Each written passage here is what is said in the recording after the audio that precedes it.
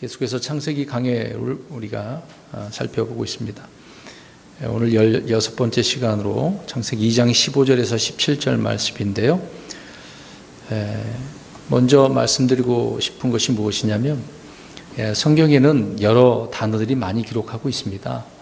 근데 이 말씀 그 한 단어 한 단어가 의미가 있고 또 이 말씀을 그 단어들을 찾아서 보면 하나님께서 말씀하시고자 하는 그 의미가 무엇인지를 알 수가 있습니다.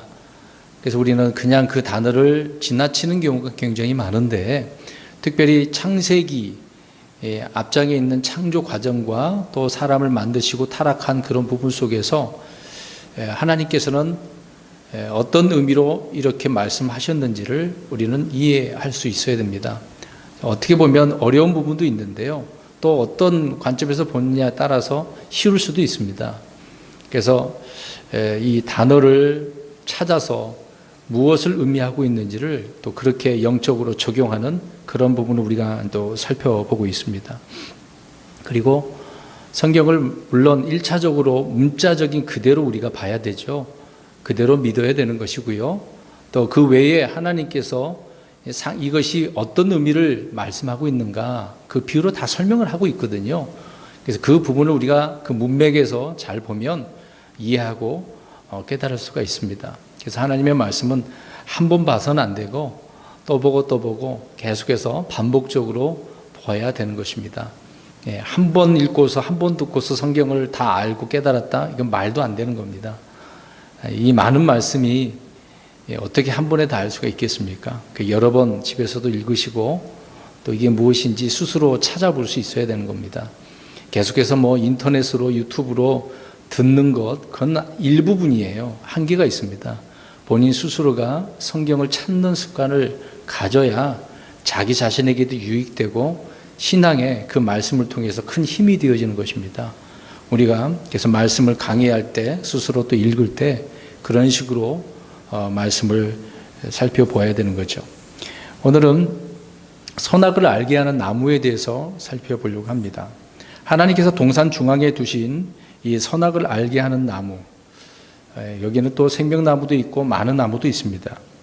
생명나무와 더불어서 하나님께서 에덴의 동산의 그 한가운데 두신 이 나무가 선악을 알게 하는 나무라고 말씀을 하고 있습니다. 그 외에 또 이제 생명나무는 잠언에 기록되어 있죠. 또 생명나무는 뭐다라고 설명을 하고 있고 또 요한계시록에 등장을 합니다.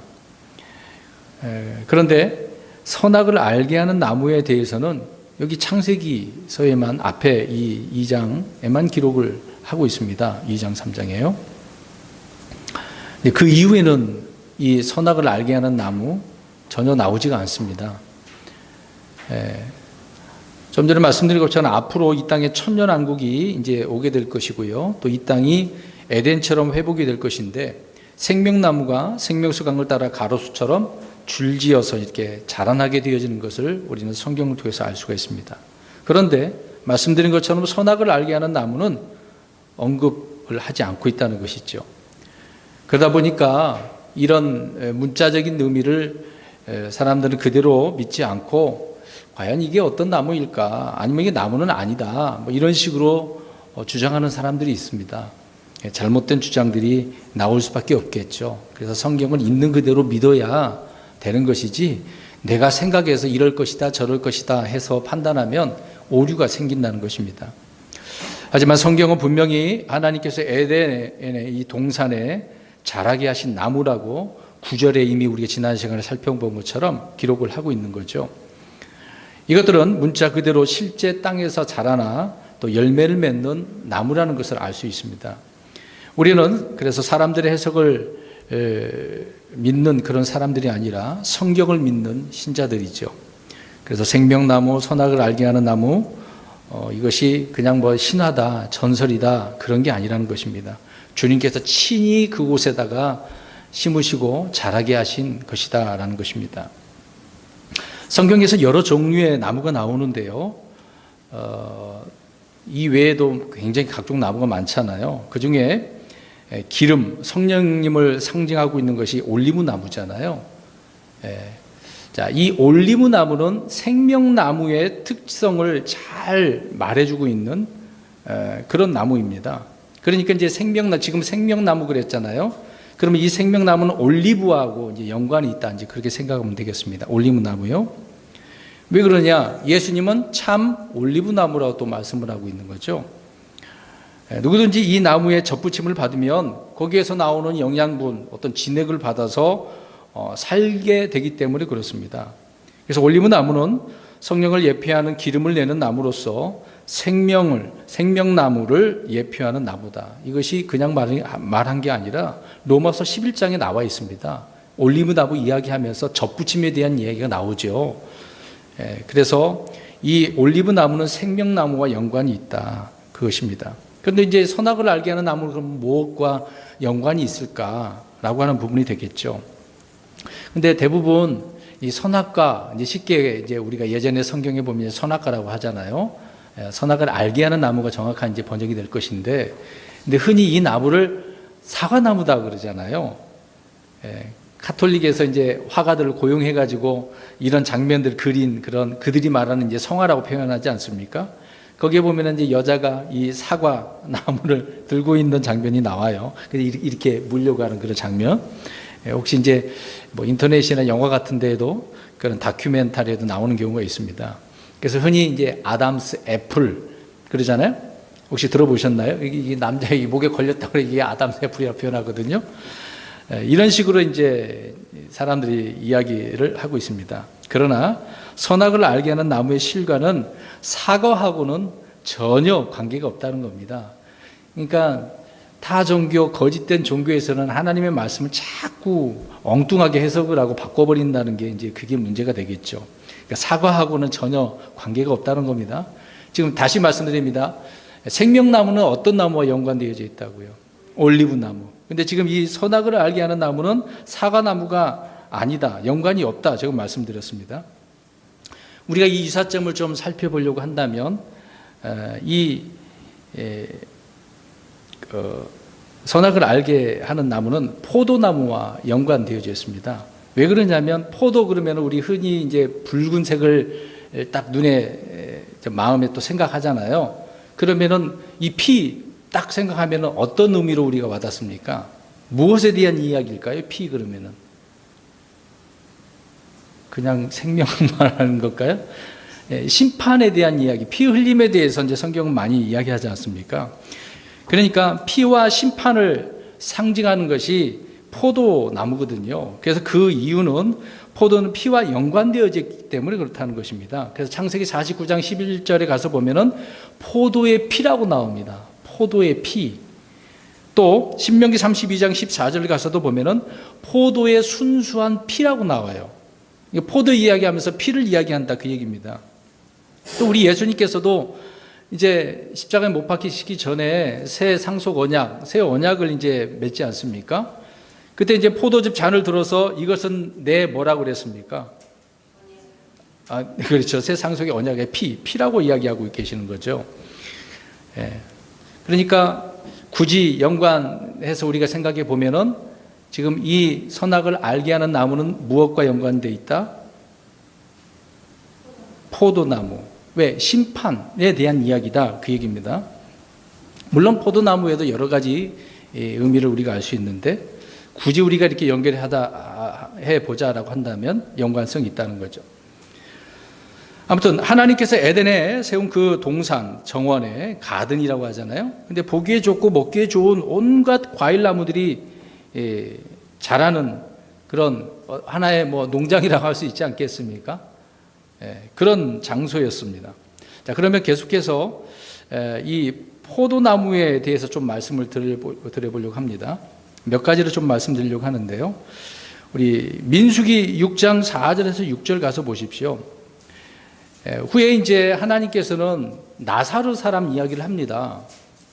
근데 이 나사로 사람들은 하나님께 자신을 드리게 되죠. 근데 이 나사로 사람들에게는 금지된 것이 있어요. 그것이 무엇인지 한번 민수기 6장 4절에서 6절 보니까 무엇이 나옵니까? 무엇을 먹지 말라 그래요. 포도즙은 물론이고 거기서 나오는 뭐 포도씨에서 나오는 껍질, 건포도 뭐 이렇게 우리가 다 만들잖아요. 어떤 포도. 모든 이 포도에 관한 모든 것들은 먹지 못하도록 금지되어져 있다. 그 얘기입니다. 그러니까 4절만 잘 보시면 알 수 있겠죠. 하나님께서 다른 과일이 아닌 포도를 금지했다라고 하는 것을 보십시오. 우리가 뭔가 연관성을 알 수 있지 않습니까? 물론 이스라엘 백성들은 포도에서 나는 열매를 얼마나 좋아해요. 그 즙을 짜서 주스로 먹는 그런 사람들이었지 않습니까? 근데 특별히 나사르 사람들은 하나님 앞에 바쳐지는 사람들이잖아요. 그들에게는 이것이 금지되어졌다라고 이야기하는 것입니다. 앞에서도 말씀드린 것처럼 이 포도라고 하면 무엇을 상징한다고요? 심판. 피를 말하고 있는데 심판을 상징한 거다. 그래서 말씀드린 것처럼 창세기 49장 11절을 눈으로 확인해 보십시오. 아까 제가 불러드렸었는데요. 이 포도는 피를 예표하고 있다라는 것입니다. 갑자기 선악을 알게 하는 나무를 이야기하는데 왜 포도나무 이걸 찾냐고 그렇게 생각할 수도 있는데요. 연관이 있습니다. 자, 창세기 49장 11절 가서 보십시오. 포도에 뭐라고 나옵니까? 피라고 나오죠. 좀 빨리 찾으셔야 됩니다. 기다리는 동안 시간이 좀 지나가니까요. 창세기 49장 11절에 포도의 피라고 나오죠. 또 한 구절 더 봅니다. 신명기 32장 14절 아까 잠깐 불러드렸었는데요. 32장 14절입니다. 신명기입니다. 포도의 어떠한 피라고 나옵니까? 순수한 피라고. 또 마태복음 26장은 예수님께서 십자가에 죽으시기 전에 새 상속 언약의 피라고 말씀하고 있는 거죠. 자, 이렇게 주님께서 이 땅을 심판하실 때에 이런 의미를 말씀하고 있다라는 것을 알 수가 있습니다. 좀 읽어야 될 구절이 있는데 우리 계시록 가서 한번 보겠습니다. 계시록 14장 19, 20절 두 구절을 한번 보십시오. 앞으로 이 땅을 이제 지상 재림 때 심판하시는 내용이 되겠죠. 이거는 이 땅에 있는 사람들에게 주님께서 심판하실 그런 내용을 볼 수 있습니다. 계시록 14장 19, 20절 14장 19, 20절 시작. 그 전사가 자기의 낫을 땅에 휘둘러 땅의 포도를 모아 하나님의 진노의 큰 포도즙 틀에 던지니 도시 밖에서 그 포도즙 틀이 밝혔고 또 포도즙 틀에서 피가 나와 말 굴레까지 닿았으며 1600 스타디온이나 퍼졌더라. 지금 이 내용을 지금 무엇을 이야기하고 있는 것입니까? 심판하고 있는데 이 땅을 포도원으로 지금 이야기를 하고 있고 사람들을 포도 열매로 묘사하고 있는 거죠. 그러니까 사람들을 지금 짓밟은 거죠. 그러니까 거기서 피가 나왔다 그 얘기입니다. 사람들을 포도즙 틀에 집어넣었다라고 하는 이 심판에 대한 이야기를 하고 있는 거죠. 그러니까 이 구절은 땅을 포도원으로 사람들을 포도 열매로 묘사하고 있다는 겁니다. 포도원 주인이 포도를 따다가 포도즙 틀에 이렇게 속에다가 던져서 밟고 있는 그런 모습을 대환란 때, 대환란 끝부분에 이런 일을 주님께서 하신다. 이제 그 얘기죠. 그러니까 그 심판을 말씀하고 있다. 근데 피는 성경에서 누구도 먹어서는 됩니까? 안 됩니까? 안 되는 거죠. 그래서 피채 먹지 말라고 하는 그런 부분도 있습니다. 그래서 피로 예표되는 포도는 사람들에게 금지된 열매였다라는 것을 알 수가 있습니다. 또 어떤 것과 연관되어지냐면 포도는 술과 연관되어져 있어요. 우리 또 그 구절 봅니다. 신명기 32장 33절. 신명기 32장 33절 시작. 그들의 포도주는 용들의 독이요 독사들의 지독한 독이니라. 아멘. 포도주에 대해서 이렇게 말씀을 하고 있네요. 포도주는 이 술, 용들의 독이라고 이야기합니다. 이 술은 독이라고 또 표현하고 있죠. 이 부분에 대해서 한 구절만 더 보겠습니다. 잠언서 20장 1절입니다. 23장 31절 32절에 나와 있는데 20장 1절만 보겠습니다. 잠언서 20장 1절 시작. 포도주는 조롱하게 하는 것이요 독주는 날뛰게 하는 것이라. 누구든지 그것들로 말미암아 속는 자는 지혜롭지 아니하니라. 아멘. 성경은 우리가 몇 구절 찾아본 대로 포도주에 대해서 뭐 용의 독이라고, 용들의 독이라고, 독사의 독이라고 말씀을 하고 있습니다. 조롱하고 이것은 날뛰는 것이라고 잠언서 23장 32절에 말씀을 하고 있죠. 근데 이 술은 이스라엘 백성들에게는 금지된 것입니다. 근데 포도즙, 주스는 먹어도 되는데 그거에 대해서 이제 발효된 거, 누룩이 들어간 것은 먹어서는 안 되겠죠. 그것은 금지되었습니다. 그래서 에베소서 5장 18절에 가서 보면은 술 마시지 말라, 뭐 취하지 말라 우리말로 되어져 있는데 영어로는 not drink예요. not drink. 마시지 말라는 이야기죠. 또 술은 방탕하게 하는 것이라고 말씀을 하고 있습니다. 그래서 술로 예표되는 포도는 금지된 열매였다는 거죠. 주스는 먹어도 되지만 발효된 것은 안 된다 그 얘기죠. 그 다음에 한 가지 더, 포도는 땅에서부터 뱀처럼 이렇게 감아 올라가는 부분이 있잖아요. 포도밭에 가보신 분 계시나요? 포도가 자라는 거. 그냥 나무, 일반 나무처럼 쭉 올라가는 게 아니잖아요. 어떤 뭐 지지대가 있으면 꽉 가지고 이렇게 있지 않습니까?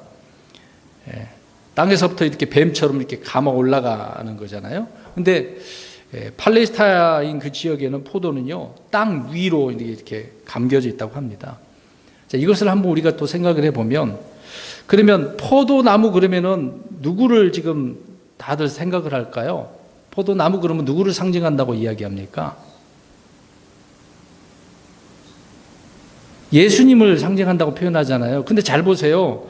예수님은 땅의 포도입니까? 참포도나무입니까? 참포도나무잖아요.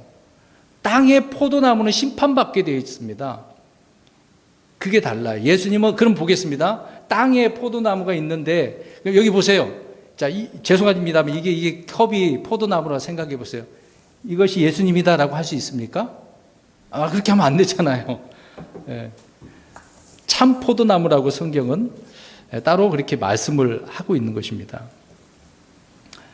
그래서 포도는 어떤 피를 이야기하고 있고 술과 어떤 벌거벗음에 대한 또 심판과 연관되어져 있다라는 것입니다. 그래서 이것으로 보아 선악을 알게 하는 나무를 가장 이 포도나무가 잘 표현해주고 있다 그 얘기입니다. 자, 그런데 그러면 우리가 이제 성경을 더 한 구절 보면 시편 128편 3절 보시면은요. 그러면 아내는 뭐라고 표현되어 있는지 보겠습니다. 남편과 아내 있을 거 아니에요. 아내는 무슨 나무라고, 또 자식은 또 무슨 나무라고 표현하는지 보겠습니다. 시편 128편 3절 시작. 내 아내는 내 집 곁에서 열매를 많이 맺는 포도나무 같으며 내 자식들은 내 상둘레의 올리브 묘목 같으리로다. 아멘. 지금 아내를 뭐라고 표현합니까? 포도나무. 왜 이렇게 표현했을까? 우리는 그냥 이 구절 넘어가면 포도나무 좋다라고만 생각을 하고 넘어갈지도 모릅니다. 근데 오늘 의미를 우리가 생각해 보면 지금 이 포도나무는 무엇을 이야기한다고요? 포도는 심판. 그럼 보겠습니다. 그러면 아담이 아내인 이브로 말미암아 이제 범죄를 하지 않습니까? 그래서 이 심판을로부터 이제 받았는데 어떻게 됐어요? 아담은 아내로 인해서 죽는 거잖아요. 먹으면은 반드시 어떻게 한다고 그랬습니까? 죽는다고 그래서 죽었어요. 물론 육신이 바로 죽은 건 아니죠. 이 부분에 대해서는 하나님과 교제의 단절이라고 좀 말씀드렸었습니다.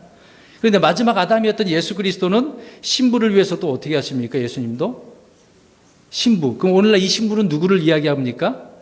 교회, 주 예수 그리스도를 믿는 자들을 신부라고 하잖아요. 아담도 신부를 아내를 위해서 죽고 예수님은 신부를 위해서 죽고. 그러니까 왜 죽어야 돼요? 이 포도나무에 대한 이 피 흘린 죄에 대한 심판에 대한 부분이니까요.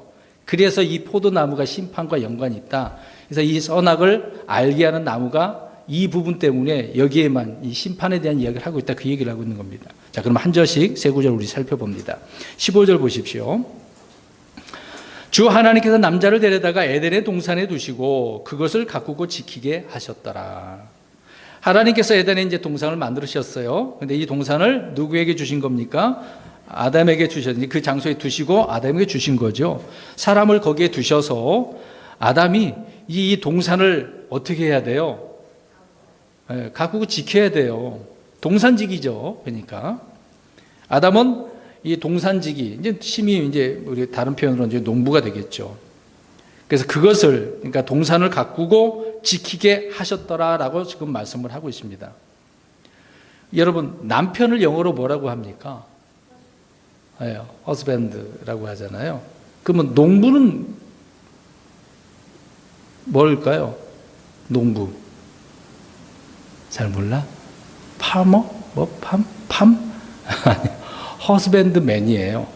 허스밴드맨. 영어로 이제 죄송합니다.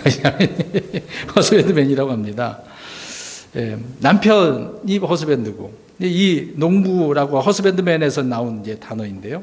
자, 이것을 영적으로 한번 적용해 보면, 자, 남편은 열매를 맺는 아내, 이 아내라는 이 동산을, 자기 동산을 가꾸고 지키는 사람이라는 것을 알 수가 있습니다. 자, 동산을 만들어 놓고 아담을 그 집어넣고 뭘 지키라고 그랬어요? 동산을. 그러면 그 동산에 있는 것을 다 지켜야 되는 부분 속에 특별히 누구를? 아내를. 근데 그 아내는 열매를 맺는 아내예요. 이제 오늘날 표현하면 우리 그리스도인들이 그렇게 표현이 되겠죠. 자, 이것은 시편 127편 3절과 128편 3절에 나오는데요. 자, 성경에 따르면 아내는, 이 신부는 동산이고 샘이다라고 이야기합니다. 자, 그럼 그 구절을 한번 보시면 지금 제가 말씀드렸던 구절이 이해가 될 겁니다. 아가서 4장 12절 가서 보세요. 그러니까 제가 아까 처음에 이 단어가 그냥 단어대로 우리가 문자로 먼저 이해를 해야 되겠습니다만은 이것을 영적으로 우리가 적용을 하고 그 의미를 살펴보면 이런 의미가 담겨져 있다는 것을 알 수가 있습니다. 아가서 4장 12절 시작.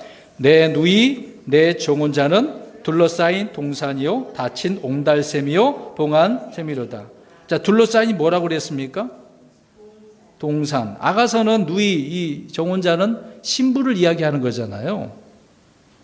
그러니까 아담에게 있어서 이 열매를 맺는 아내라고 하는 이 동산을 가꾸고 지키는 사람이었다라는 것입니다. 이렇게 우리가 이해를 할 수가 있는 거죠. 하나님은 남자를 데려다가 그래서 이렇게 에덴에 두셨고, 에덴 동산은 아담에게 주어진 주님의 선물이었잖아요. 그 선물을 받았으니까 잘 지켜야 되는 거지 않습니까? 또 받은 사람으로서 이거를 관리자로 있는 것이죠. 또 청지기였고요. 이 에덴의 동산은 자동으로 모든 것이 막 저절로 돌아가는 것이라고 생각하면 오산입니다. 아담이 어떻게 해야만 하는 거죠? 가꾸는 거예요. 자, 우리는 흔히 이제 이렇게 오해를 할 겁니다. 그 하나님께서 만들어 놓은 에덴 동산 가만히 있어도 막 다 먹을 수 있다라고 하지만, 근데 오늘 지금 이 말씀을 한 구절 한 구절을 살펴보면은 아담이 그 동산을 어떻게 해야만 한다는 거예요. 지키는 건 이제 그 다음이고, 가꾸는 거잖아요. 가꿔야 되는 거예요. 그 부분을 우리가 잘 이해해야 됩니다. 그래서 땅을 채우고 정복하고 거기에 있는 모든 것을 다스리고 지배하는 것이 누구의 사명이에요? 아담의 사명. 그럼 이 창세기 1장 27, 28절에 미리 말씀하고 있지 않습니까? 그 다음에 그러면 아까 이제 누구를 지켜야 되는가 말씀을 드렸습니다. 아내를 지켜야 되는 거고, 두 번째로는 무엇을 지켜야 되겠는가? 무엇을? 자, 아담은 에덴의 동산을 지키는 거예요. 동산을. 지키라는 말씀을 통해서, 그러면 여기 보세요, 여기세요. 지켜 그러면 누군가 훔쳐가거나 도둑질하는 그런 자가 있다는 얘기잖아요. 만약에 없는데 지키라는 말을 할 필요가 있어요, 없어요? 없죠. 우리 자매님, 집을 자매님이 지킬 필요가 있습니까, 없습니까? 있죠. 도둑이 와서 가져가면 어떻게 해요? 그러니까 문단속을 잘하는 거잖아요. 그런 의미로 지금 지키라고, 누군가 지금 살며시 와가서 이렇게 도둑질하거나 속이거나 약탈해가는 그런 부분이 있는 거죠. 이것을 지금 암시를 하고 있다는 겁니다. 그 단어 속에. 그래서 지키라는 거죠. 아담은 동산을 지키기 위해서 그래서 늘 깨어 있어야 된다. 잠 안 자고 있으라는 그런 얘기는 아니죠. 깨어 있어야 된다. 누가 혹시 들어오는가 보라는 이야기잖아요. 에덴의 동산을 훔치고 빼앗으려는 이런 자가 누군가 있다는 이야기입니다. 그런데 우리가 뒤에 이제 3장에 나오지만 누군가 살며시 왔습니까? 뱀. 아담의 생명을 노리는 자 있다는 거죠. 아담으로부터 하나님이 주신 것을 도둑질하고 죽이고 멸망시키러 오는 자가 있기 때문에 그렇다는 겁니다. 그래서 우리가 앞에 창세기 1장 1절과 2절을 계속해서 몇 주간 이렇게 설명드리는 이유가 그거거든요. 하나님께서는 이 땅을 누구에게 주셨는가? 처음에는 영적인 천사들, 하나님의 아들들이라고 부르는 그런 천사들에게 준 거잖아요. 근데 이제 그들에게는 박탈됐고 이제 이것을 아담에게, 하나님의 아들이라고 불리는 아담에게 주신 거잖아요. 근데 빼앗긴 사탄이 기분 나쁘니까 다시 이것을 빼앗으려고 한다는 거죠. 그러니까 창세기 3장에 우리가 알고 있는 대로 나타나서 죄를 짓게 만드는 거잖아요. 그래서 아담은 지금 하나님께 주신 것을 어떻게 해야만 한다? 동산을 지켜야만 한다. 그 얘기입니다. 이런 사명을 지금 받았다는 거죠. 이런 노리는 자가 있기 때문에. 그럼 이것을 오늘날 우리 크리스천들에게 적용을 한번 해보겠습니다. 저와 여러분들에게도 지키라고 하신 말씀이 있잖아요. 이제 사도 바울을 통해서 뭐 명령을 지키라, 뭐 순결을 지켜라, 맡겨진 선한 것을 지켜라, 여러 가지 말씀들이 있습니다. 우리가 그러면 우리 자신을 말씀을 통해서, 주님을 통해서 지켜 나가야 되는 거잖아요. 언제 어디서 마귀가 나타나가지고 우리를 악한 생각을 불어넣어줄지, 어떤 환경을 그가 원하는 대로 만들지, 우리는 거기에 말려들지 말아야 되잖아요. 그래서 우리는 아담에게 명령을 주신 것처럼 우리에게도 이 부분을 생각을 하고 깨어 있어야만 한다는 것입니다. 자, 이런 내용이 지금 15절에, 그래서 가꾸고 지켜야만 한다라고 하는 부분입니다. 16절입니다. 주 하나님께서 남자에게 명령하여 이르시되 동산의 모든 나무에서 나는 것은 내가 마음대로 먹어도 되나. 자, 하나님께서 남자에게 명령하신 거죠. 명령했습니다. 아주 중요한 명령이에요. 우습게 생각하면 안 됩니다. 사람에게 첫 번째 명령으로 주신 말씀을 여기에 기록을 하고 있는데요. 이 구절은 명령이라는 단어가 처음 이렇게 사용을 하고 있는데, 그럼 명령으로 주신 것이 무엇입니까? 동산의 모든 나무에서 나는 것은 마음대로 먹어도 된대요. 내가 마음대로 먹어도 되나. 마음대로 먹어도 된대요. 동산에서 자라는 나무는 보기에 좋고 먹기에 좋은 나무들로서 그 열매를 값없이 마음대로 먹어도 되는 것입니다. 아담은 에덴의 동산에서 먹고 사는 문제를 걱정할 필요가 없어요. 있어요? 없죠. 걱정하는 존재가 아니었습니다. 근데 이 음식, 이 양식은 에덴에서 노동의 대가로 주어진 것이 아니라 값없는 선물로 지금 어떻게 됐습니까? 주신 거예요. 값없는 선물로 그냥 값없이 주신 거란 말입니다. 그래서 마음대로. 그러니까 처음 먹은 음식이 뭡니까? 처음 먹은 음식이 뭐예요? 우리 쌀입니까? 뭐 밥이에요? 뭐 햄버거입니까? 지금 우리 여기 읽었잖아요. 그게 뭐예요, 지금? 나무에서 나는 그거를 우리 오늘날로 마트 가면 뭐 있어요? 과일. 실과라고 하죠, 또. 사람의 처음 음식은 과일이었습니다. 과일은 누구나 좋아하는 음식이잖아요. 사람의 입에 잘 맞는 거예요. 그래서 누구나 이 과일 먹는 것은 부담이 없습니다. 처음에 이렇게 주어진 양식이었기 때문에. 마음대로 먹어도 되는 이런 동산의 모든 나무에는 무엇을 거기에 이제 포함하고 있습니까? 많은 나무가 있는데 지금 뭐가 포함하고 있어요? 생명나무까지라도 포함하고 있습니다. 그런데 선악을 알게 하는 나무는 마음대로 먹어도 돼요, 안 돼요? 그건 안 되죠. 그러니까 그건 제외하고 나머지는 이 생명나무 포함해서 다 마음대로 먹어도 된다는 이야기입니다. 아담은 생명나무에서 나는 그 열매를, 과일을 먹으면 그래서 영원히 살 수 있어요. 근데 여기 또 오해할 수 있을 거예요. 에덴 동산에 사니까 그냥 영원토록 살 수 있을 것이라고 생각하는 사람이 있는데 아니에요. 거기에 살면서도 뭘 먹어야 되는 거예요? 생명나무에서 나는 과일을 먹어야 돼요. 에덴 동산에 있어서도요. 과거에 저는 이 부분을 이해를 못했었거든요. 그거 안 먹어도 그렇게 사는 줄 알았습니다. 물론 구절에 그렇게 써 있는데도 불구하고요. 자, 이 과일을 먹으면, 생명나무에서 나는 것을 먹으면 영원히 살아요. 그러니까 영원한 생명은 값없는 선물이라고요. 값없이, 지금 우리 값없는 걸 지금 살펴보고 있어요.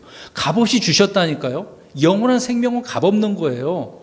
공짜란 말입니다. 쉽게 얘기해서 무엇을 해서 받는 게 아니에요. 지금 우리가 예수 그리스도를 믿으면 구원받습니다. 그러면 영원한 생명을 얻습니다. 라고 할 때 저와 여러분이 뭘 할 필요가 있어요? 없어요?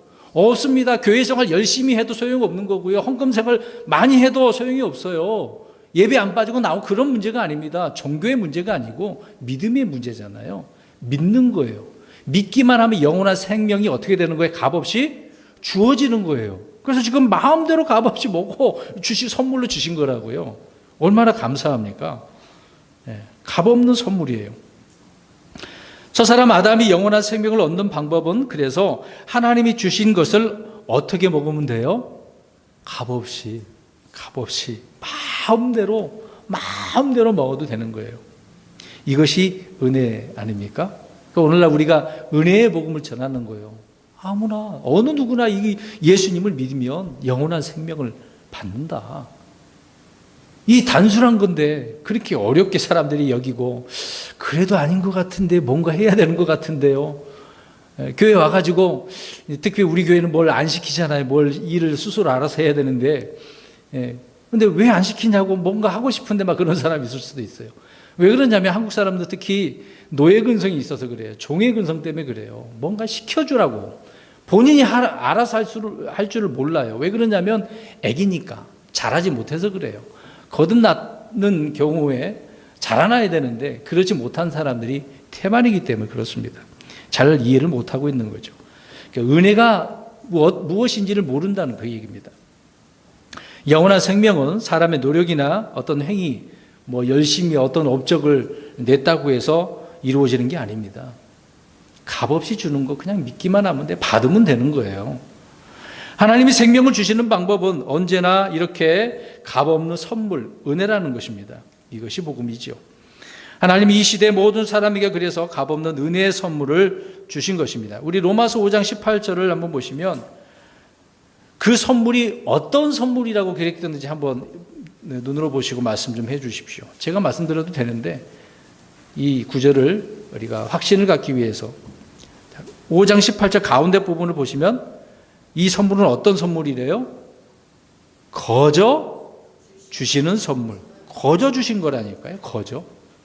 그냥 거저 주신 거예요. 우리가 뭘 해서 주는 게 아닙니다. 로마서 5장 15절에는 은혜를 통한 선물이다. 에덴 동산에서 이렇게 주님은 말씀하신 것입니다. 하나님께서 에덴 동산에서 사람에게 주신 최초의 명령이 바로 마음대로 값없이 먹으라는 것입니다. 즉 주님이 거저 주시는 은혜를 받아서 먹으라는 이야기죠. 이렇게 은혜의 복음과 은혜의 선물, 이렇게 은혜의 영을 받는 것은, 성령님을 받는 것은 값없이 되는 일이기 때문에 거부해서는 안 됩니다. 근데 오늘날 많은 사람들은 제발 우리 이렇게 전하면서 그런 말 할 필요 없습니다만은 주님은 이렇게 전하잖아요. 값없이 받으라고. 근데 거부하지 않습니까? 나 필요 없습니다. 이제 그렇게 거절하는 거죠. 근데 이 은혜에 혼합하지 말고 그대로 우리가 받아들이기만 하면 되는 것입니다. 자, 은혜의 특권을 지금 이 16절에 기록을 하고 있습니다. 동산의 모든 나무에서 나는 것은 내가 마음대로 먹어도 되나. 자, 마음대로. 특권이잖아요. 특권. 아담에게 주신 특권입니다. 자, 그럼 잘 보세요. 금방 말씀드린 것처럼 사람이 죽지 않고 영생을 얻을 수 있는 방법이 지금 무엇인지를 설명을 하고 있는 거잖아요. 방법. 값없이 먹어. 마음대로 먹어. 받아들여. 그 얘기입니다. 17절입니다. 선악을 알게 하는 나무에서 나는 것은 먹지 말라. 그 나무에서 나는 것을 먹는 날에 내가 반드시 죽으리라 하시니라. 선악을 알게 하는 나무는 어디에 있어요? 동산 중앙에 생명나무와 함께 있는 나무죠. 이 나무에서 나는 것은 먹어야 돼요? 안 되죠. 먹지 말라는 명령을 주셨어요. 선과 악의 지식의 나무, 선악을 알게 하는 나무는 금지된 나무입니다. 금지된 나무. 근데 보는 것도 금지됐나요? 손으로 만지는 것도 금지가 됐나요? 그거 아니에요. 지금 어떻게 하지 말라는 거예요? 먹지 말라. 먹는 것이 금지된 거예요. 먹는 거. 모든 나무에서 나는 그 과일은 다 먹어도 되지만 선악을 알게 하는 나무에서 나는 것은 먹으면 안 되는 거예요. 간단해요. 그 이유는. 왜? 먹으면 어떻게 되는 거예요? 먹는 날에는 죽어요. 반드시 죽어요. 그러면 선악과, 이 흔히 말하는 선악과 선악을 알게 하는 나무는요, 부정한 것이 아니라 어떤 음식이라고요? 부정한 음식이 아니라 먹으면 죽는 사망의 음식이에요. 사망의 음식. 자, 이 음식으로 우리가 얘기하잖아요. 과일은 지금 음식으로 주셨다고 그랬잖아요. 먹는 것으로. 사망의 음식이기 때문에. 사망을 가져다 주는 열매이기 때문에 금지한 거란 말입니다. 에덴의 동산에 있는 나무들 중에서 사람이 먹어서는 안 되는 이런 나무의 과일은 몇 개가 있어요, 지금요? 하나밖에 없어요. 이 나무는 지금 하나잖아요. 하나님이 주신 금지 명령은 여러 가지가 아닙니다. 몇 가지라고요? 한 가지라고요. 근데 보세요. 그 주변에 나무가 뭐 꼭 지금 생명나무가 이것만 얘기하고 다른 나무도 있지만 그 에덴 동산에 얼마나 많은 종류의 나무가 있겠습니까? 그렇게 있지만 금지 명령이 주어진 나무는 선악을 알게 하는 나무, 선악과. 이거 하나다. 자, 그러면 여기서 알게 하다라고 하는 것이 이제 지식이라고도 표현합니다. 영어로는 나올리지인데 우리나라 말로는 풀어서 그냥 알게 한다, 알다라고 하는 거거든요. 알다라고 하는 것은 지식을 이야기하는 겁니다. 이 알미라고 하는 것은, 이 지식이라고 하는 것은 오늘날 대부분의 사람들이 어떻게 여길까요? 이 뭔가 배우고 싶고 알고 싶은 것을 좋아하잖아요. 궁금하잖아요. 좋은 얘기든 나쁜 얘기든 막 궁금해서 특히 인터넷, 휴대폰, 스마트폰 있으니까 얼마나 사람들 많이 찾습니까? 예? 오늘 또 누가 뭔 얘기했더라. 스포츠 좋아하는 사람은 알고 싶잖아요. 또 그 사람이 어떤 성품을 갖고 어떤 뭐 능력을 갖고 있는가. 궁금하니까 다 알고 싶어 하는 거예요. 누구나 다 사람들이 탐하고자 하는 것이 이 알고 싶어 하는 지식이라는 것입니다. 선과 악에 관한 지식은 스스로 판단하는 영역이거든요. 스스로가 재판하는 영역이다 그 얘기입니다. 근데 판단은 누가 하십니까? 하나님이 하셔요. 근데 지금 누가 하려고 그래요? 사람이. 왜? 지금 아담이 따먹었기 때문에. 사람이 먹음으로 인해서 죄를 범했잖아요. 그래서 그것이 이 알게 하는 것을 다 먹으면 죄를 범함으로 말미암아 지식이 들어왔어요, 안 들어왔어요? 들어왔어요. 그러니까 이제 들어왔으니 판단해요, 안 해요, 아담이? 벗었네? 부끄러워. 판단했잖아요. 판단은 누가 해야 된다고요, 원래는? 하나님이 해야 되는데. 근데 누가 지금 한다는 얘기예요, 지금? 사람이 한다. 지금 이게 문제가 생긴 거죠. 그래서 하나님은 지금 먹으면 안 된다고 이야기하는데 먹었잖아요. 신명기 1장 17절에는 재판은 하나님께 속한 것이라고 합니다. 사람이 에덴의 동산을 가꾸고 지키는데 선악을 아는 지식은 필요해요, 안 해요? 사실상 필요 없죠. 필요가 없어요. 생명을 얻는 데 대해서는 선악을 아는 지식, 이 나무가 필요가 없어요, 사실. 근데 마귀는, 이 뱀은 자꾸 어떻게 하라고 그래요? 먹어. 판단해. 그 얘기를 하고 있는 거예요. 하나님이 판단해야 되는데 너도 판단할 수 있어. 먹어봐. 이런 식이잖아요, 지금요. 예를 들어서 모든 사람 누구나 이제 자녀가 있다고 생각해 보세요. 자기 자녀가 있는데 자녀들이 이 나쁜 행동을 하는 그런 어떤 TV 봐도 나쁜 장면이 나오잖아요. 특히 이제 저도 어렸을 때 그러지만 특히 외국 영화를 처음에 보면 옛날에는 좀 건전했어요. 남배우와 여자 배우가 서로 이제 뽀뽀하는 키스하는 장면이 나와요. 근데 어른들이 이런 장면이 나오면 어떻게 했습니까? 자녀들이 있으니까. 고개 돌려! 이렇게 막잖아요. 왜 그래요? 좀 부끄러운 것이고, 아직 아이기 때문에 아직 알 필요가 없다는 거잖아요. 잘하면 되는 것인데. 그러니까 부모들이 자기 자녀들에게 죄가 무엇인지, 이 악이 어떤 것인지, 더러운 것이 무엇인지를 차라리 모르기를 원하잖아요. 나중에 알아도 되는 것이니까.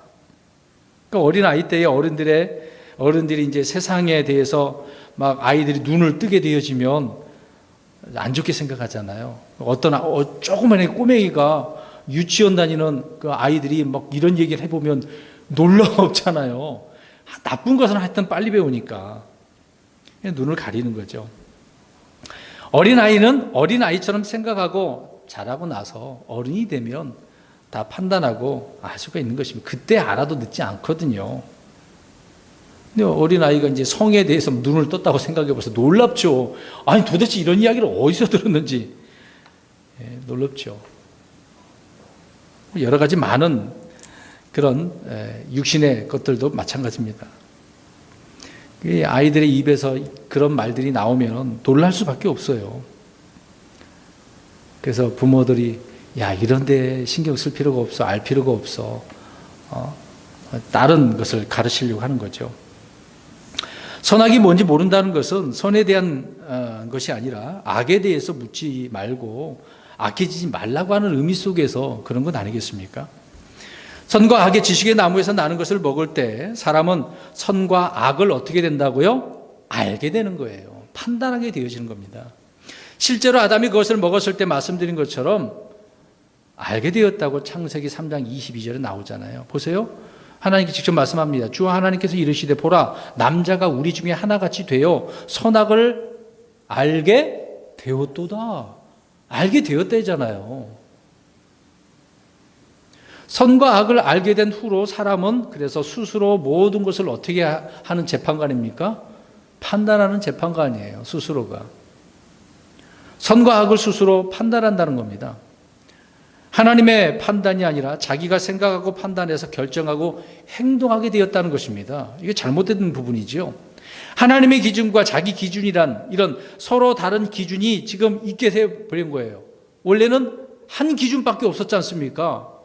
근데 지금 그것을 따먹고 죄를 범함으로 말미암아 알게 된 거죠. 그러니까 두 가지가 돼버린 것입니다.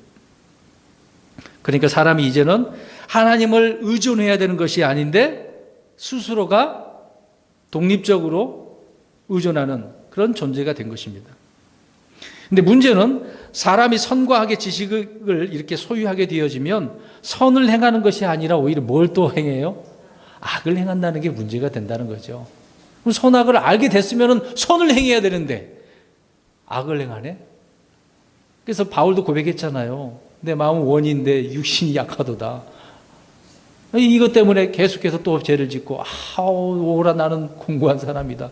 이런 말을 왜 하겠습니까? 이것을 발견한 바울이 우리에게 메시지를 전해주고 있는 거죠. 아무튼 선을 행하는 것이 아니라 악을 행하고 있다. 근데 우리 하나님은 선과 악을 다 아시지만은 악을 행하지 않으시잖아요. 끌리지도 않고 거기에 시험을 받지도 않는다고 말씀하고 있습니다. 악을 또 미워하시는 분이 하나님이잖아요. 그런데 사람은 선악을 알게 되어지면 선을 따르지 않고 악을 행하는 것. 자, 우리 성경 한 구절 볼까요? 베드로전서 3장 12절입니다. 악에게 시험을 받고 끌리게 되어지는 겁니다. 그렇게 되면 하나님을 대적하게 되어지는 거예요. 하나님을 대적하게 되어집니다. 베드로전서 3장 12절 우리 성도님들 읽어주세요. 시작.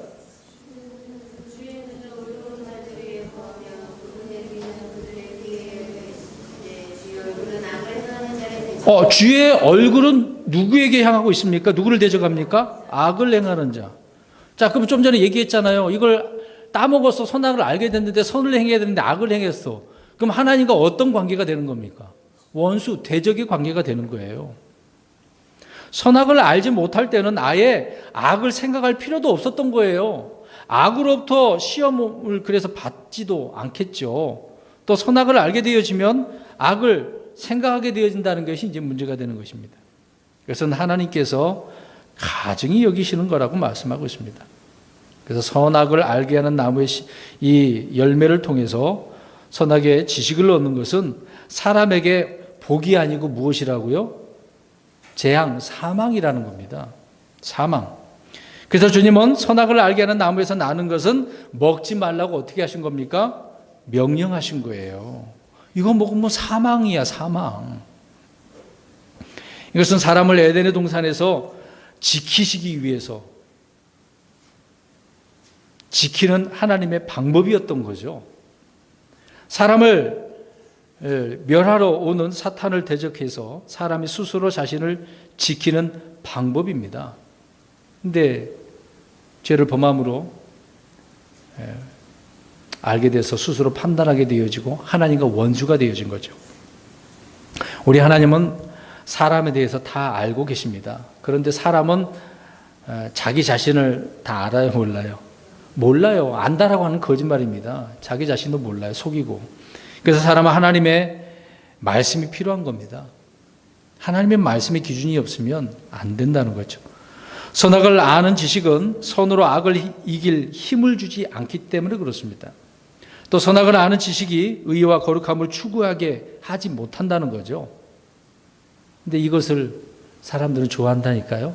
스스로 판단하기를.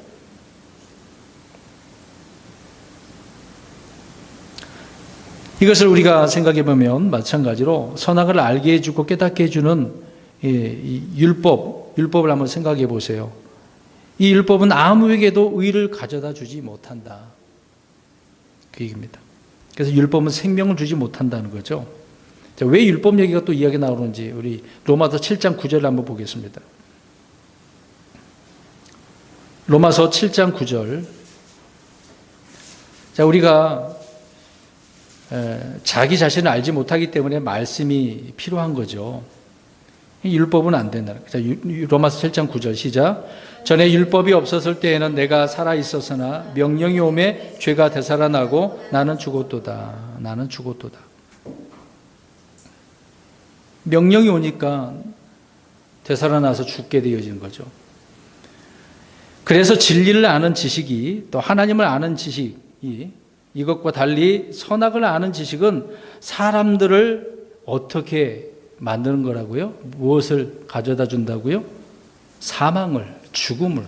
그 먹으면 죽어. 그 얘기 나오는 겁니다. 하나님께서 모든 나무에서 나는 것을 마음대로 먹게 하시면서 유독 선과 악의 지식의 나무에서 나는 것을 먹지 못하도록 금지하신 이유가 바로 여기에 있었던 거죠.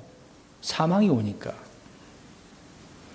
하나님께서 선악을 알게 하는 나무에서 나는 것은 먹지 말라고 하신 것은 그 나무에서 나는 것이 사람을 죽게 하는 것이기 때문에 살려주시려고 먹지 말라고 했는데 뱀에 의해서 다 먹죠. 어떤 사람들은 선과 악의 지식의 나무의 열매는 그 자체로는 아무것도 아니라고 말도 합니다. 그 열매는 보통 과일나무와 다를 것이 없다라고 이야기를 해요. 단지 그냥 먹지 말라는 주님의 명령을 어긴 죄 때문에 죽게 되었다. 자, 저도 과거에 그렇게 생각을 했어요. 명령을 어긴 거야. 그건 맞는 말이긴 하는데 명령을 어겨서 죽었다라고 표현합니다. 아니죠. 지금 앞에 우리 구절을 읽었잖아요. 이것을 먹으면 죽는다고 그랬어요. 명령을 어기면 죽는다고는 이야기한 게 아니라. 생명나무가 그것을 먹는 사람에게 생명을 주듯이 선악을 알게 하는 나무는 그것을 먹는 사람에게 무엇을 가져다 준다고요? 사망, 죽음을 가져다 준다. 선악을 알게 하는 나무에서 나는 것이 사람의 몸속에 들어왔을 때 사람은 그래서 눈이 열리고 선악을 알게 되었고 죽게 되었습니다. 아담을 통해서 우리가 알 수가 있죠. 그 나무의 실과는 사람이 먹는 날 죽게 되기 때문에 주님이 먹지 못하도록 명령을 이렇게 주신 것이지 나무 자체는 아무것도 아닌데 단지 먹지 말라는 이런 명령에 불순종한 죄로 인해서 하나님이 죽이셨다라고 말한다면 이거 오류가 있는 거죠. 그건 올바른 말이 아닙니다. 하나님이 원하시는 것 바로 선과 악을 아는 지식의 나무의 실과를 통해서가 아니라 하나님의 말씀을 통해서 선과 악을 분별하는 지식을 아담이 얻어야만 했던 거죠. 오늘날 우리 그리스도인들은 어떻습니까? 선과 악을 분별하지 못하는 그런 무지 속에 있는 사람들도 있고 그렇지 않기도 합니다. 하나님은 우리를 이런 무지함 속에 있지 말라고 이야기하고 계시는 거거든요. 우리 성경 한 구절 보겠습니다. 히브리서 5장 14절. 그래서 우리가 영적으로 성장을 해야 됩니다.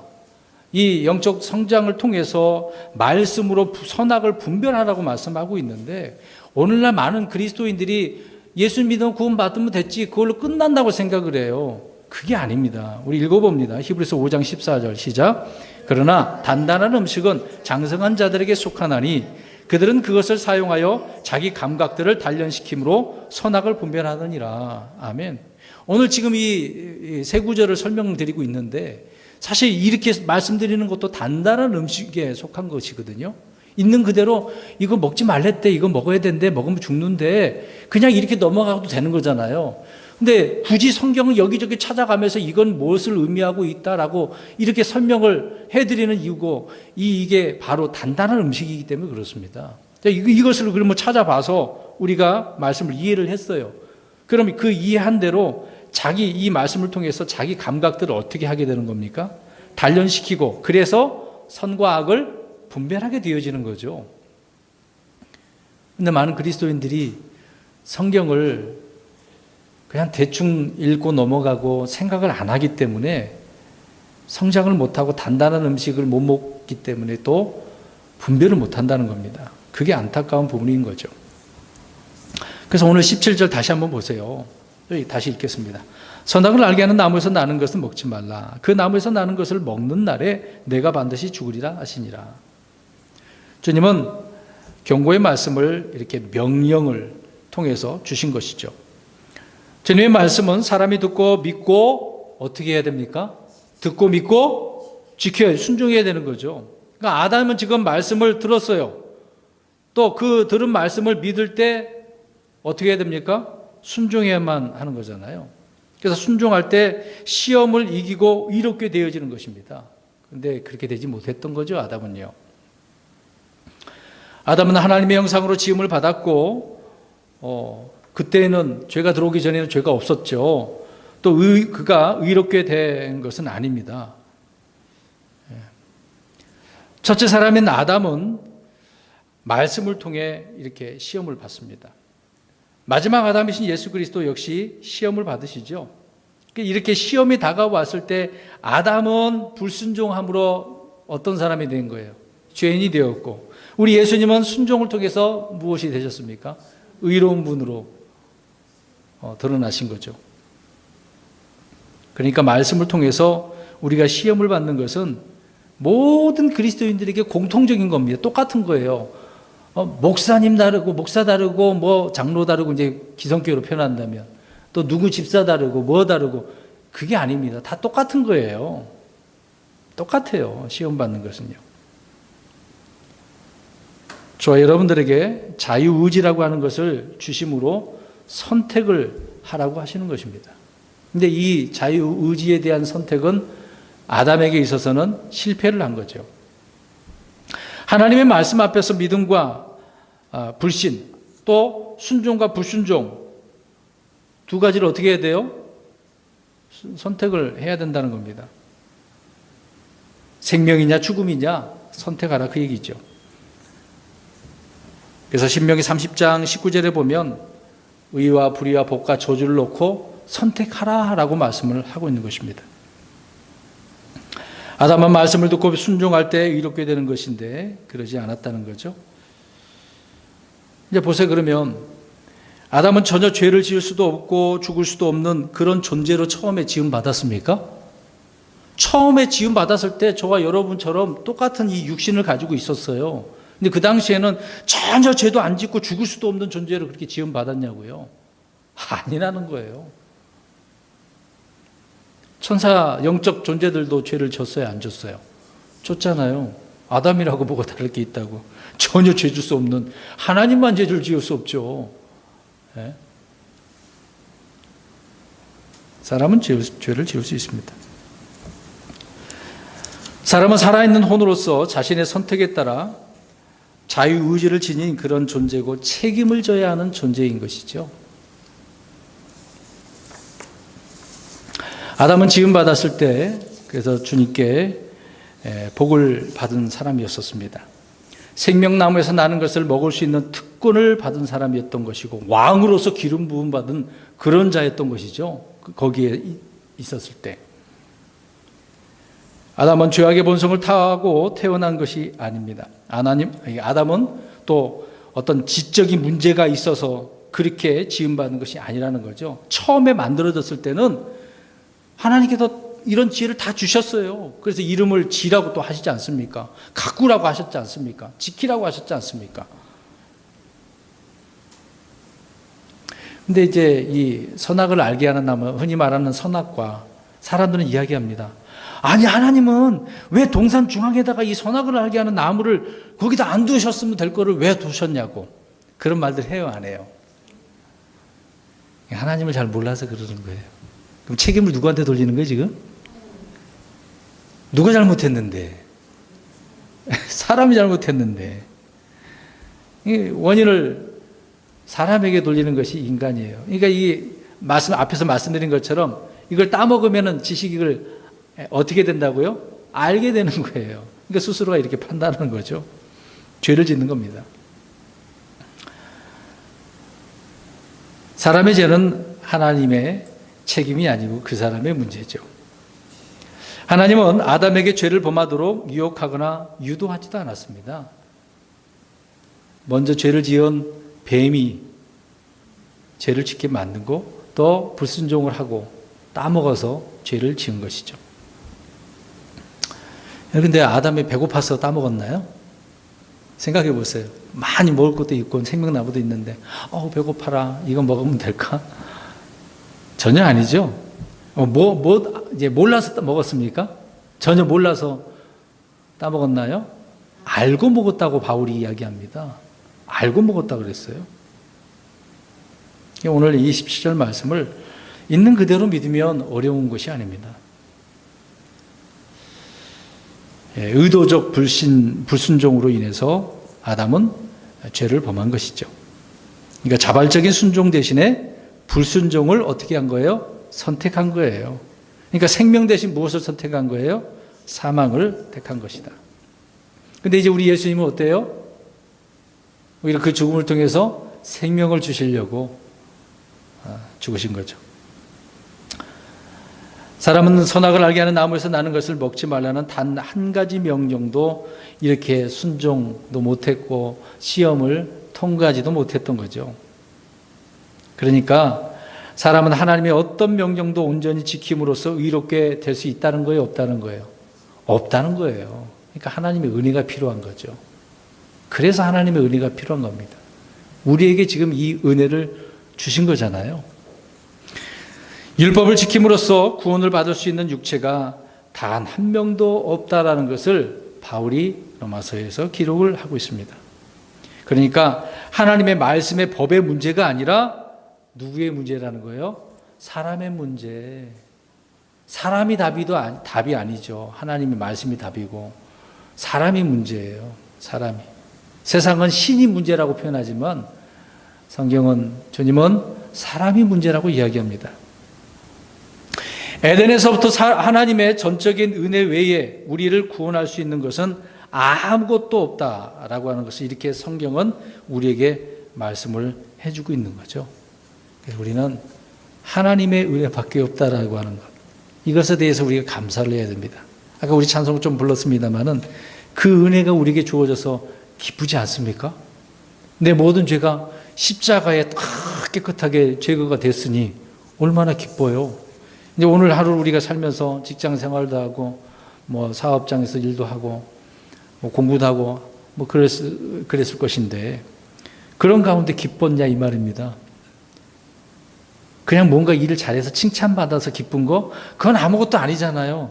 내게 주신 이 값없이 주신 이 은혜, 영원한 생명, 얼마나 기뻐요. 지금 이 세 구절을 통해서 이거를 하나님께서 우리에게 말씀을 해주고 있는데 여러분 어떻게 들으셨습니까? 이 값없이 주신 은혜를 우리는 그냥 받기만 하면 됩니다. 이제 우리 자신의 판단들을 내려놓고 말씀의 기준을 통해서 올바른 것을 선택하고 나가는 저와 여러분이 되시기를 주의 이름으로 축원합니다. 아멘. 기도하겠습니다.